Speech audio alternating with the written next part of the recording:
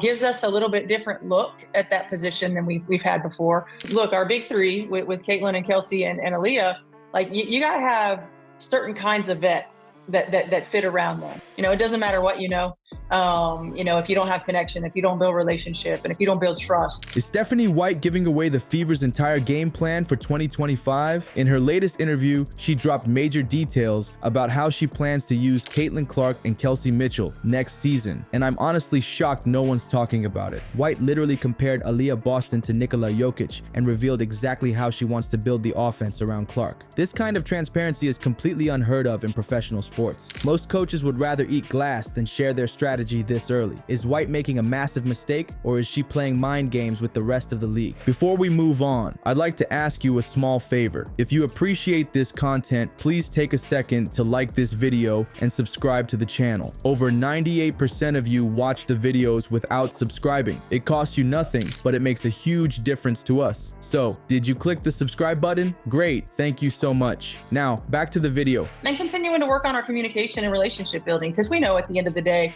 it doesn't matter what if you don't have connection, if you don't build relationship, and if you don't build trust. And so we've really started from a foundational level of that. And then it was really important who we added in free agency and in the offseason fit who we already had. I mean, look, our big three with Caitlin and Kelsey and Aaliyah, like you got to have certain kinds of vets that fit around them. That number one, fill the gaps that we need. In our lineups, in our rosters, but number two, have accomplished multiple things that can lead them in a way that they haven't been led before, but also understand where they fit in the scope of what the Indiana Fever is about now and what we're about in the future. Did Stephanie White just hand over the Fever's entire playbook to their opponents? I'm honestly shocked at what we're seeing here. In her latest interview, White didn't just give us a little preview of next season. She practically laid out their whole game plan for everyone to see. Let me break this down for you. Most WNBA coaches are super secretive about their strategies. They'll give you those generic answers like, we're focused on improvement, or taking it one game at a time. But White, she's out here telling everyone exactly how they plan to use Caitlin Clark next season. She straight up said she's been kind of sticking to Kayla Clark being on the ball. That's the kind of information opposing coaches dream of getting. Think about what this means. Every defensive coordinator in the league now knows months in advance that the Fever plan to use Clark as their primary ball handler.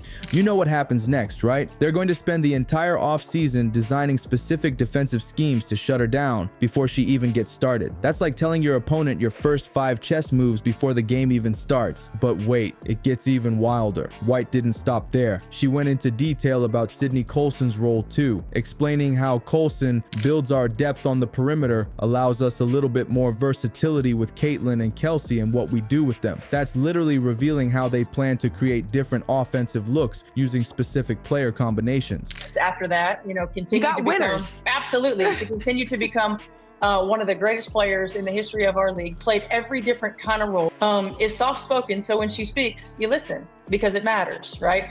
Gives us a little bit different look at that position than we've had before. Look, our big three with Caitlin and Kelsey and Aaliyah, like you got to have certain kinds of vets that fit around them. That number one, fill the gaps that we need in our lineups, in our rosters, but number two, have accomplished multiple things that can lead them in a way that they haven't been led before, but also understand where they fit in the scope of what the Indiana Fever is about now and what we're about in the future, and that give us a chance to compete for championships. And I think that Amber and Kelly did an outstanding job. I mean, certainly they crushed it. They crushed it. They did. You think about bringing in Natasha Howard, who was drafted by the Indiana Fever when I was an assistant coach, was traded by the Indiana Fever when I was the head coach, just went out and won multiple championships. Coaches normally guard this info like it's Fort Knox. Imagine you're a coach playing against the Fever next season. White just handed you a cheat sheet on exactly how they plan to structure their offense. You now know Clark will be handling the ball more. You know how Colson fits into their rotation, and you know exactly exactly what to prepare for. That's months of preparation time you wouldn't normally have. So what's really happening here? Either White just made a massive strategic error by revealing too much about their plans, or she's playing 4D chess with the rest of the league. Maybe she's setting up a completely different strategy and using these interviews to throw everyone off track. Or maybe she's so confident in her players' abilities that she doesn't care if opponents know what's coming. While everyone's buzzing about Caitlin Clark's new role, White's plan for Aaliyah Boston might actually be the biggest bombshell of all. She just publicly compared her young center to three-time NBA MVP Nikola Jokic and laid out a complete transformation plan. This isn't just adding a new move to Boston's arsenal. We're talking about reimagining the entire center position in women's basketball. Remember how Boston played last year? Mostly traditional post moves, back to the basket stuff, setting screens, and rolling to the rim. Well, forget all that. White wants Boston to become the offensive hub for the entire Fever system.